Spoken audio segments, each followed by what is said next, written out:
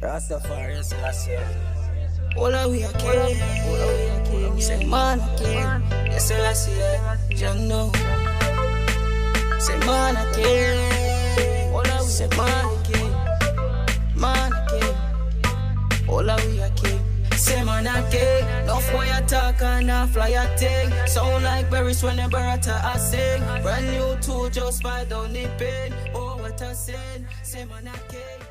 Yeah, you already know. Welcome to another episode of Kickin with Skinny. I'm your host, DJ Skinny, Mr. Feelgood. I got a guest in the building. Yeah. Went back way, like 10, 12 years ago.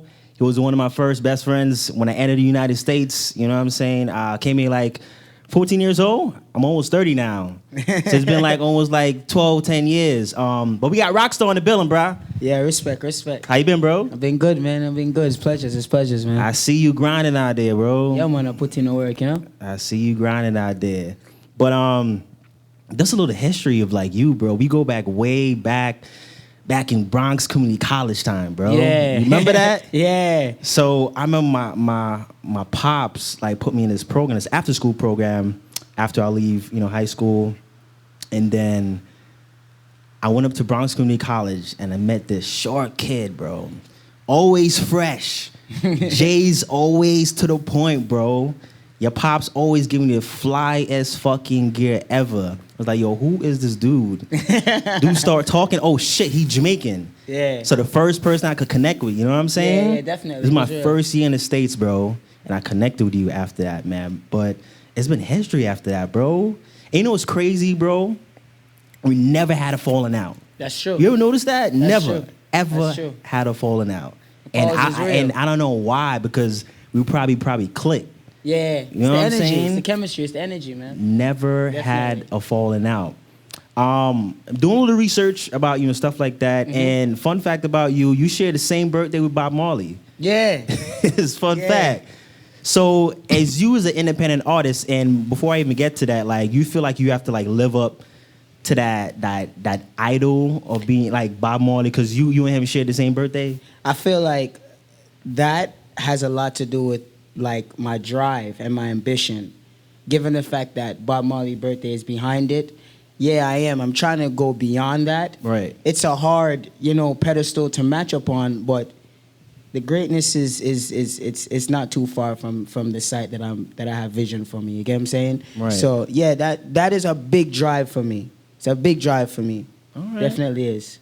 So growing up, right, you're always singing, always dancing and doing all that stuff. Mm-hmm. I even read somewhere that your mom hair salon back in the days usually like sing and dance. In a hair salon, right? Yeah. And your mom and your pops like put you in a lot of like performance art like classes. So talk to me about like those performance art like classes like growing up. Well, it all started probably when I was about like 5, 6 years old.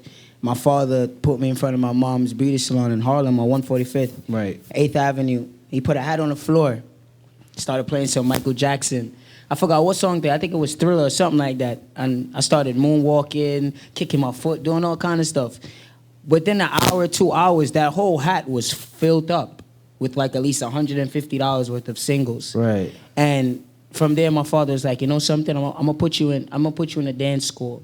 So I told him I want to do like hip hop dance, but they said that in order for me to learn to go to the next level of dancing, I have to start with knowing the regular format, which is ballet. Right. And ballet, you have to know, basically the balance. And I wasn't really too interested in doing it because I was like, I'm gonna be the only guy, da. So my father was like, don't think like that. He was like, just do it. If you want to get to the next level, you got to know the standard. If you don't know how to balance, then you can't dance. Right. So I did ballet for about a year. And I'm be honest with you, I liked it. I was the only boy in the class, but aside from that, it taught me a lot. You know what I'm saying? I was persistent with it. So I started going to Harlem School of Arts, where I did ballet, and then I went into hip-hop. Then I went into jazz. And then my father sent me to Talented Unlimited, where I started taking tap. Because I wanted to do tap. I started having an ear for jazz music. My father started playing on different types of songs around me, like Otis Redding, Sam Cooke. And those era of genre music, it involved a lot of like feet work music, feet work with dancing and so forth. So I found it very like driving. I got involved in tap dancing. as soon as I got involved in tap dancing, I started finding the love to going into like acting. I liked it to always impersonate other people. I didn't know I liked theater. I just liked to impersonate people. You understand what I'm saying? Right. So my father said, I'm going to try to put you in an acting school. I'm like in the 2nd grade. And one day, I think ABC came to my school. And they said they're looking for the class clown. And just like that, the just class like clown. that. They said they're looking for a class clown. So the teacher said, "Oh, you can talk to RockStar." I was offended at the time, but I just went along with it or whatever. He was the class clown. Because I was a class clown. You know what I'm saying? So they took me out in the room. They asked me a couple of questions, whatever the case may be, and that was it. The next day, I got a phone call. My father said, "Rosie want to talk to you on the phone." So I'm like, "Rosie." And my heart started beating up fast, Javid, because I'm like, Rosie O'Donnell's on the phone. Right. You know what I'm saying? So I answer the phone. She's like, "Hey, Rocco, how you doing? Whatever. How's your day? So I'm going to have a show on the 14th of February. Do you think you can make it? Can you come?" I was like, "You got to ask my dad." Then I gave my father back the phone, and my father said, "Okay, no problem." Long story short, I got on the show, and I was the only guy on the show as well. And she was just asking me like some simple questions, but at the time, my level of maturity at 7 years old, I was talking like I was 12, 14, 15. Right. So she asked me things like, "Are you in love?" And I'm like, "Yeah, I'm in love." She's like, "How you know you're in love?" And I'm like, "When your heart go beep, beep, beep, beep, beep." So, it sounds childish, but at the same Right. time, it's like, oh, this kid, you know what I mean? From there, I got another phone call. It was from LeVon Burton without the following That's week. Reading Rainbow, right? It's Reading Rainbow. Yeah. And he called, he said, "I saw you on Channel 7. I want you to come in for an audition." My dad said, "Sure." Went to Long Island, did the audition, banged it out. 1, 2, 3, boom. I was on the show for like about 1 season. Okay. And to be honest with you, my grades started going down because I had so much going on at the time. Okay. I was doing tap dancing. I was doing Reading Rainbow. I was just arts. So at 8 years old, 9 years old, my focus, I thought I was going to be the next Disney Channel kid. That was the motive. And my grades, like I said, wasn't doing well. I wasn't going up to my reading level that I was supposed to be doing. Mm-hmm. So my father decided for me to take a pause on that and go back to my roots and go to school. And he felt that it was best for me to go back to Jamaica, go to school, and come back when the time was right. All right. So I disappeared for a time till I was about 13 when you and I met. Right. And while I was in Jamaica, I still tried to do some form of theater, but the programs back home is very expensive. The schoolings that I went to that had any extracurricular activities with theater or anything like that, the program wasn't as it was back here in New York. So I was just like, you know what, forget it. So come back to New York now. How long you was in Jamaica for? I was in Jamaica for about 4 years. Okay. 3-4 years. So you went to primary school? I did prep school. Prep school, right? And I did first form, and that Okay. was it. So it was an experience, fairly different. Reason why is because I wasn't with my parents. I lived with other people that Right. so it was a whole different setting I had to get adjusted to. How did the kids treat you in the school? With your accent and all Well, that? at first, You know what I'm saying? At first, I tried to use it to my advantage, and then it backfired on me. Okay. You know what I mean? At first, it was cool. All the girls was loving me. All the guys, and then the guys was jealous because they was like, "Oh, nobody don't want to talk to me, no, to the foreigner, they both." You know what I'm saying? Yeah. So, it was like that at first, and then, after a while, I got adjusted. It didn't take too long for me to get adjusted because Right. you're a child. You're 9, 8 years old. You absorb everything very, Yeah. very fast. So I would say probably within a month, I was a different child as far as how I was here within New York. So moving fast forward, coming back into America now, the first thing that I told my dad is I want to get involved back within dance and theater, and we went right with it. So you think the break from going back to your roots in Jamaica kind of helped you? Because you Did. said that you wasn't doing well in school, but Yeah. you was going so hard in tap dance and ballet and all that stuff. But going back to your roots for those 4 years, you think it kind of helped you kind of slow down a little bit? Oh yeah, definitely. It definitely molded me, and it gave me an opportunity to really know my roots. You understand what I'm saying? understand the music and the drive of like where my culture is from. Being in Jamaica, I've always known about Bob Marley. I've always known about Dennis Brown, John Holt. I've always known about these artists. But when you're actually within the country, within the community, and you're hearing these music and you're hearing these songs and where they're coming from, and you're getting the history, and you're understanding the concept of why these songs were created, it gives you a different perception, different from when you're in America than someone just telling you about it. Right. So that did a lot for me, you understand? And I did a lot of searching other artists as well. And I started to develop a love for music even more when I moved to Jamaica. I had love for music here, but it got even much more deeper down there, because that's all that's there. You know what I mean? The music is a big drive behind the culture of Jamaica itself. The music. Very big. You go to Jamaica right now, everybody's an artist. Exactly. Yeah. In some form of way. You understand what I'm saying? Right, yeah. Everyone's an artist in some form of way. Very creative country, you know what I'm saying? So that was just a big drive. Very big drive for me. So talk to me a little bit about your pops. I know your pops for the same time I know you, almost 10, 12 years. Yeah.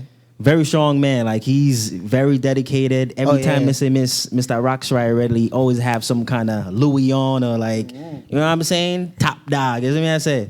So, man, I'm serious about him fashion, man. And your pops, let me tell you this, and I'm pretty sure you know it, your pops cares about you a lot, bro. Yeah. Your pops always talking about you. Yeah. You know what I'm saying? Sometimes I'll say it, sometimes he get a headache kind of thing, but you know what I'm saying? Which kids normally do anyway. Yeah, which is You know true. what I'm saying? But talk to me about your pops, man, just living with him, growing up with him. Man, I tell you, man, everything that I'm doing right now, I owe it all to him, to be honest with you, Javid.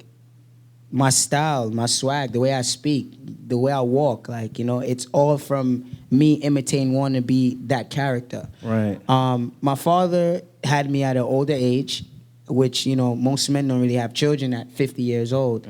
So, it was far different for him. With him raising me, I was raised more with wisdom. My dad always used to tell me a whole bunch of old stories, and I used to just be like, I don't want to hear that. But as I got older, and I'm understanding these words of exactly what he means. But, growing up with him, he's very persistent. Very, very persistent. He always made sure, I'm getting to this. He's very helpful, very encouraging, and he's not afraid to tell you how he feels. That's something that a lot of people are afraid to do now. Yeah. You know what I mean? When it comes to his style, my father's always been involved in fashion since he was 16, 17 years old. I know that. I've seen pictures, bro. That's just him. He's not gonna wear a Gucci shirt without a Gucci belt, without the Gucci loafers, without the Gucci socks. He's just not gonna do that. But the thing is, with You your know what I'm pops, saying? I've noticed he's not the type to wear the big like a Gucci shirt, but it says Gucci, big Gucci. Oh yeah, he's you know not what I'm with saying? the, It's kind of low key, like a little polo with the hearts on the side. You know what I'm saying? Exactly. Because he doesn't like flashy. But if you notice, Caucasian men, when they wear certain Italian brands, you only know what it is if you wear those specific brands. Right. For example, your shirt could be a Burberry shirt. They not have to have a Burberry Exactly. right here. But only the man that rocks Burberry and knows certain style of fashion would know that. That's the type of guy my dad is. He doesn't like to be out there. Yeah. You know what I'm saying? He lets the class speak for himself.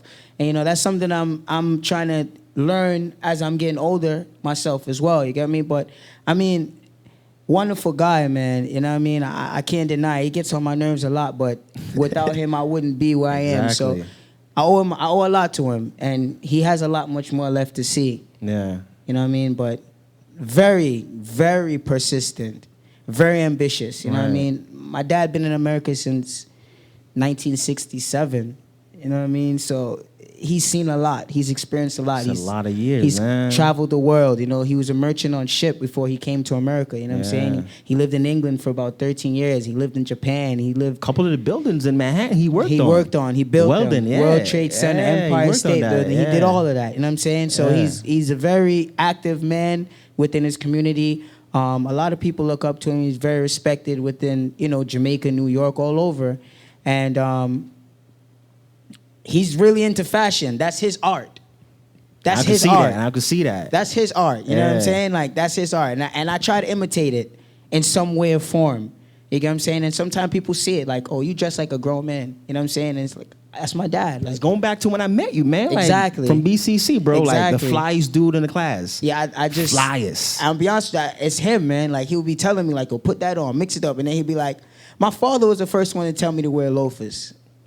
And when he told me about loafers, I'm like, I ain't wearing that. Crazy. Yo, you remember back when we was going to BCC for the after school program? Yeah. And we were wearing loafers and skinny jeans. Yeah. And people used to make fun of us wearing skinny jeans. And look then now, 2 years look later. now, look now. It didn't Everybody even wearing less skinny than, like, jeans, 2 bro. years later, everybody was doing that. Skinny Exactly. jeans, yeah. But it's just to show you, like, he was telling me stuff like that. Yeah. And I wasn't listening to him.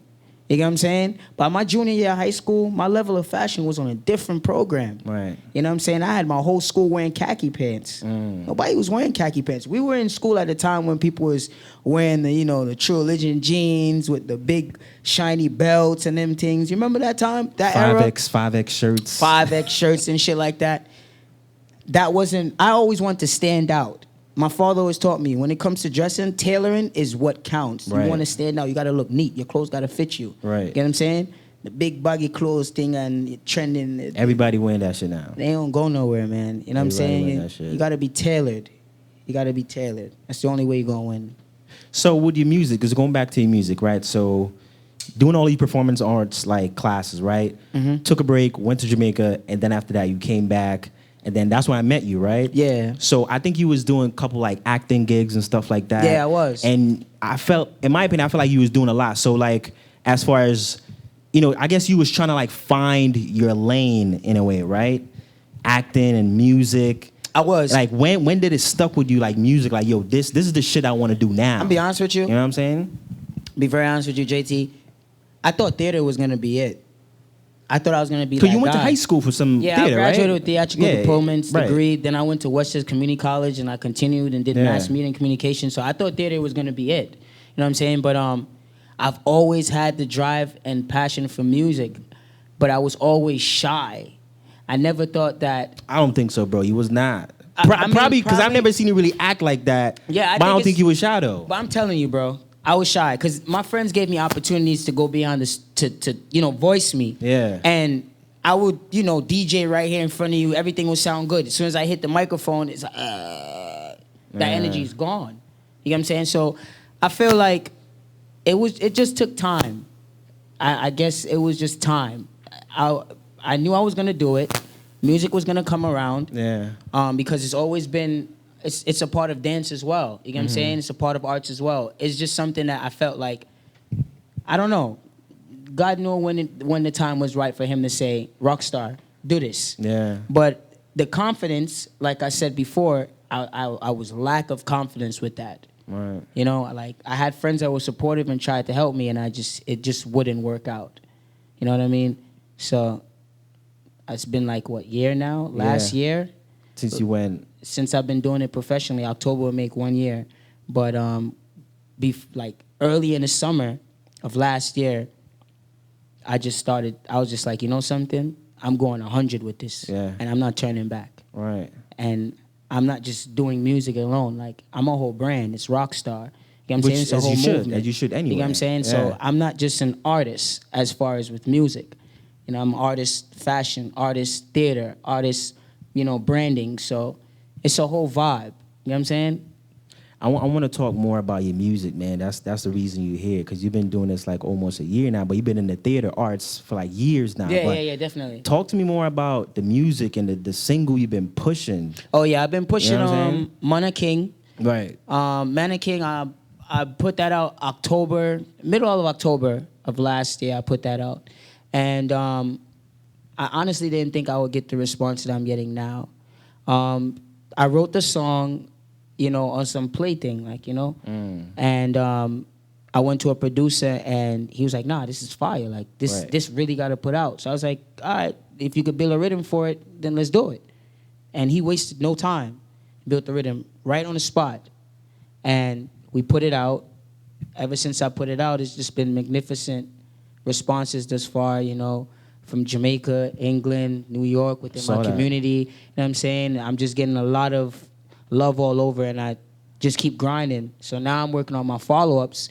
Well, I have a follow-up behind it as well that was dropped a month ago. just continue putting in the work.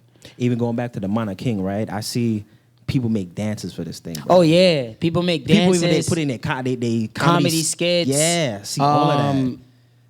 Yeah, it's definitely getting work out of it. Radios and was it Zip? I did. It was Zip in Jamaica, right? Yeah, Zip FM. Right. 103. In Jamaica. Yeah, ZJ Bruce. Right. You know what I'm saying? He played it a few times, more than a few times, to be honest. I also had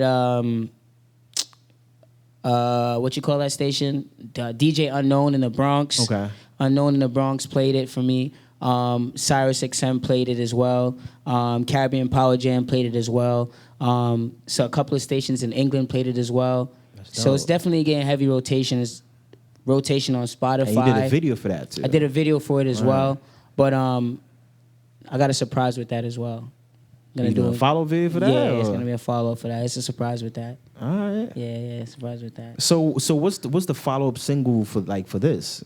For Mana King, the follow-up single is the other Mana King where I have. Right. Was much more on a cultural level. It's not really too much of a rough, coarse voice.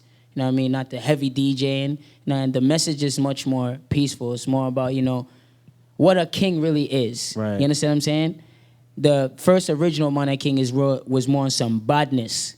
You know what I'm saying? Like, you ain't know I could do that to you. You ain't know where it came from. You just know something happened to you. Yeah. That's the first Mana King. The second Mana King is like, yo, man discipline, man hold meds. You understand? Man have everything governed. You understand what I'm saying? So that's the follow-up from the first Mana King. You know, it's funny. I remember when you was writing the Mana King, right? And you called me and tried to figure out, like, okay, like, the structure of this shit. Yeah. I was like, yo, bro, just, like, go with your passion, bro. Yeah, you definitely did. I called you. I was like, because I think you was thinking too much about it. I was getting too in-depth with it. Because, yeah. This dancehall music is very competitive, JT. It is. You know what I'm saying? Like, if you're not a lyrical person, you got to have some form of melody about you, some form of style about you, and your sound has to be different. And you don't want to be a one hit. And I don't want to be a one hit, bro. You understand what I'm saying? So all of my follow-ups has to be heavy, persistent, and it has to be better than my first song. Right. And I'm gonna be honest with you, the songs that I got coming out now, it make Mana King look like, who was this? Right. You understand what I'm saying? But that's just me showing my level of growth. And then my fans will also see my persistence and how hard I'm working. You get what I'm saying? So that's pretty much what it is, bro. So with this follow-up, like, is it out yet? Oh, yeah, it's out. Yeah, it's out, right? It's out, Okay. yeah. It's definitely out. Okay. It's getting good feedback as well. The same stations from Mana King from the first one, same rotations as well. Right, You know what I'm saying? I'll shoot a video for that shortly as well. I'm going to add it into the Mana King video. So I got a lot of visuals coming out very soon. That's what people want. That's what people need to see, the visuals. They need to see the visuals. That makes them understand the concept of the song even better. Right, and that also pushes your song. It does. Yeah, it does. a lot. For example, like what I'm doing now, it's Oh, all yeah. visuals. You know what I'm saying? Oh, yeah, I do the podcast and stuff, but people need to see physically, which is going on YouTube. Face, them you know see what I'm all saying? gone. And all that. I want to say 2-3 months ago, you came on do my Freestyle Friday. Yeah. I have this thing what I call Freestyle Friday. If you guys don't know, where I do every Friday, like drop like a minute to like a 2-minute mix on Instagram. And I hit you up. Yeah, you did. I was like, yo, I need to have my boy RockStar on this shit, right? Like, how was that experience for you, man? Because I told you, and then you came to the studio, and you was trying to write. Yeah. Because I don't know the process. I'm not an artist. I'm a DJ, you know what I'm saying? But I don't know the process of, like, how artists, they come up with their material. And I told you it's only, like, 59 seconds. Yeah. 60 seconds. 60, yeah. You told So me I got to it's break it down to fast. 60 seconds. So how was that experience, like, the Freestyle Friday coming on my platform, and it's like... I mean, to be honest with you, I just wanted to be me at the same time. I wasn't really trying to go too in depth with the freestyle. I wanted to be me. Like, I wanted to swag it out. I also wanted to mention yourself, the school. Right. You know what I mean? I wanted to big up where I was as well, and also promote my song. So it wasn't really too hard. It's just for me how to switch it up, because the beats that you gave me. The song went, I mean, what? You feel me? Just Touchdown? You just gave me Just Touchdown. Yeah. And that's like a popular. It was still popular now. It's still popular now, like, but at that time, that's like, yo, bro, you put me on that, I gotta come hard, because if I don't come hard, then it's like, who is this guy? You understand what I'm saying? So that's very important to me as well. Like I said, if it's not a strong content, I don't want to have any part of it. Yeah. Yeah, I had a lot of good feedback as far as that, because you had a Jamaican accent, you know what I'm saying? All that. I'm not gonna lie. A lot of students on campus like, yo, who's that Jamaican kid on your Instagram, blah, blah, because they're not used to that. Like, seeing me have, like, someone spitting in a different accent, a different language. And then switch it right back up. And switch it right back up. Yeah. But that was a good look, though. The Freestyle Friday, that was dope, man. I appreciate it, man. It was a great experience. It was definitely a great experience. I was nervous at first, but... Nah, bro. You was good. You was good. You was good. So, If I Get Hot, it's summertime, all of that. So what's in store for you like this summer as far as like shows? I don't know if you're dropping a tape or it's just like what's in store for you this summer? Well, this summer definitely got about 4 to 5 singles coming out this summer. As far as tape, I'm not too sure if I really want to do an EP right now. I'm really more focused on branding myself, exposing myself, building more fan base, so that when I do release a tape, it gets that promotion that it deserves. Yeah. Definitely looking forward to I got a few shows coming up, but much more radio interviews if anything. Okay. I just recently did Cyrus, like I said. Coming up I'll be doing Irie Jam, then I'll be doing Hot 97, then I'll be doing 105. So I'll be doing a lot of, radio interviews, basically putting myself out there more. The following shows will be within August. And late July. Okay. So definitely look forward to that. What would you say to an upcoming independent artist like in the game right now? I mean, you've been doing like performing arts for a minute, but as far as this music thing for like probably like a year or so. My question to you, like, what have been like your challenges in this past year? A lot, because there's a lot. Like life is not perfect. Yeah, it's a lot, bro. I'm be honest with you, bro. you? Even people within your community will fight you. You gotta have the right mindset. You understand what I'm saying? Because if you don't, you will get weak, and it will draw you to a different thing. You know what I'm saying? Right. I would definitely say keep your mind solid. Right. You understand? Don't look for people to support you. Don't be upset if someone doesn't support you and they support someone else. Yeah. Don't carry feelings. You understand what I'm saying? The only feelings you're supposed to carry was within your music. Right. Anything else, leave that. Don't carry nothing personal. You understand? I've learned in this business that you have a lot of people will look at you and say, yeah, man, I'm an artist, man, whatever the case may be. As soon as you turn around your back, they're like, You can't watch that. Different, yeah. You can't watch that. You can't look at that at all. When it comes to selectors and DJs, if a DJ don't play a song, hey, so be it. Keep it pushing. Don't cry about it. You know what I'm saying? A lot of upcoming artists don't understand that the biggest part in music is the financial aspect. Yes. It costs nothing to record a song. Recording a song But anything in life. Yeah. It's numbers, bro. It's numbers. It's numbers. You're not going to get anywhere in this music if you don't have the proper finance behind it to get you to that level that you want to be. There's money in promotion. You can record a song, and what are you going to do with it? Put it on YouTube? Right. You think everybody in the world is just going to hear that? It's a lot of money behind it, and that's what fights a lot of upcoming artists. You know what I mean? The financial part of it. So you got to be financially prepared. Have a set schedule, a flexible job schedule where you can focus on your craft and at the same time be able to finance behind it. Yeah. So that was a bit of a problem for me at first because finding the time to work and finding the time to be in the studio and finding the time to promote my music and support my music, I spent a lot of money on just one single of promotion. Like if I tell you, you'd be surprised. You know what I'm saying? But it's paying off, and it's gonna pay off. You know what I'm saying? So it's still a lot much more work to do. I'm still not done. Right. I'm still not done. I know that. Because the song is not where it's supposed to be yet. You understand? Yeah. So that's something I'll definitely tell upcoming artists. Just be persistent. Make sure your financial back is solid. Don't stand firm. Like, you know what I mean? Don't have a bunch of heirs. Have a strong team. No you know bunch what I of mean? yes man too. Yeah. You don't need people around you that's not supporting you or doesn't feel like, they don't see what you're giving. You see, everybody around me, we're all on the same drive. We all on the same level. And everybody got to be like the same work ethic. Exactly. You know? And no man no more than me or no man no more than you. You understand what I'm saying? We're all humble. You get what I'm saying? Right. And we all persistent. We're all going for that one thing. So That's very important as well, man. I feel like challenges builds character, though. Oh yeah, definitely. As I said earlier, like life is not perfect. Like I have my rainy days, and when that shit rains, that shit fucking pours, bro. Oh yeah. You know what I'm saying? But it builds character. Like those down days, like you fucking go in the studio and like probably a verse or not getting to you. You know what I'm saying? A hook not getting to you. But those are the time you look back 5-10 years from now, like shit. Damn, I remember when I was in the studio making this song. And that shit builds character, builds you as RockStar. Yeah, definitely. You know what I'm saying? So Definitely. I always tell people when I do interview, like, yo, embrace fucking challenges, man. And you gotta Embrace it. also embrace. You gotta also embrace failure, bro. Yep. That's You do. very important. Because if you don't embrace failure, there's no way for you to accept what you just fucked up on. Excuse me. Nah, bro, you I'm good, sorry, bro. you know what I'm saying? But it's not. You're not gonna be able to accept that. Right. So I embrace failure a lot. Like, damn, I fucked up. You know what I'm saying? I just fucked up just now. Right. You get me? I said, like, you gotta own that. Now, if you don't own that, how are you gonna move forward? Right. You're just gonna be stagnated. Exactly. And as an artist, that's what we face a lot of that stagnant because of not learning how to accept when you're wrong, Yeah. or even listening to other people.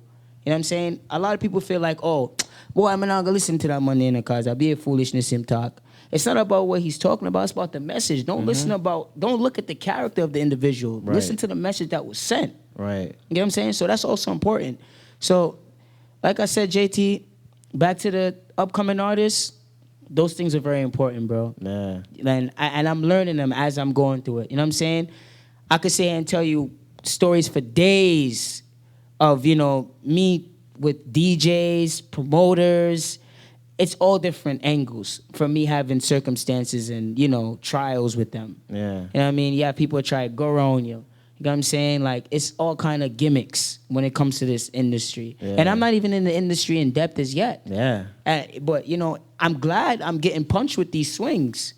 You know what I'm saying? Because when I get to that level, I know how to dodge bullets. Right. And I can stand firm. I can say, yo, I can talk up because I have certain history of certain things. You understand what I'm saying? So I ain't scared of backing that down at all.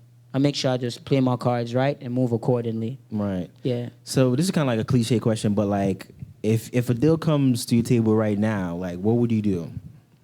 I'm gonna be honest with A you. deal, like, Well, if a deal comes to me, the deal got to be right. Right. Because I'm just not taking any deal. Mm. You get what I'm saying? If the deal is right, I definitely would invest into building myself and my team. You get what I'm saying? Because it's not just me alone. It's a whole group of it. But every man doing their own thing separately. But we Yeah. all work together. For sure. So if I'm in a situation where it can help myself and everybody else get to a bigger level, yeah. then that'll be the first thing. You know what I'm saying? Making sure I lay down a foundation for that. I'm definitely going to get me a nice home. Yeah, You know what I'm for saying? sure, For man. sure. That has to be Yeah. solid. Make sure I'm take care of mommy. Daddy, him just get the extra, Yeah. Yeah, daddy, couple of rolls, however the case may be. Right. You know what I mean? But that's really what I want to do. I really just want to focus on building my brand, building myself, and just build up the community as well. Like, And I see you doing that, bro. oh yeah, definitely. Yeah. I mean, a lot of upcoming artists within my community learned a lot from myself and also my colleagues. Right. So it's definitely being seen. The work is definitely being seen. Yeah. Yeah, they know, they see it. 5 years from now, where RockStar is gonna be 5 years from now? 5 years from now, RockStar, they're far, bro. Like, 5 years from now, I definitely see myself in Europe. I definitely see little kids saying Mana King. You know what I'm saying? Yeah. I just see branding. Like, I see myself in commercials, just all over. Just all over. RockStar. The whole world, I say RockStar. Yeah. Everybody, I say Mana King. Yeah. Woman, a queen. You understand? Love, unity. Like, that's what I'm really standing for. Like, I want to bring that back. And that's a part of Bob's drive within myself. And I'm guessing he's kind of like one of your inspiration. Oh, yeah, definitely. Yeah. Big one. Big inspiration behind everything. Yeah. My father and Bob. You know what I mean? So, Yo, I appreciate you coming through, bro.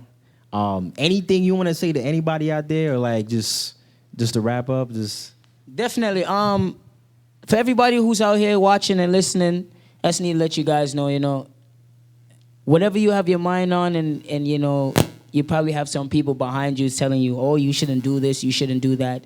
Don't pay them no mind. Be persistent. Do what you love.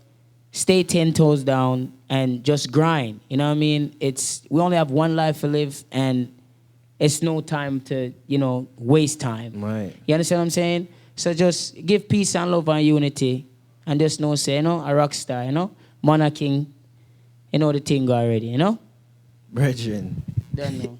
It was Yo, magnificent, bro. appreciate you for coming through. Yes, man. You already know, Kicking It with Skinny. Your boy DJ Skinny, Mr. Feel Good. Until next time, I catch you, all right?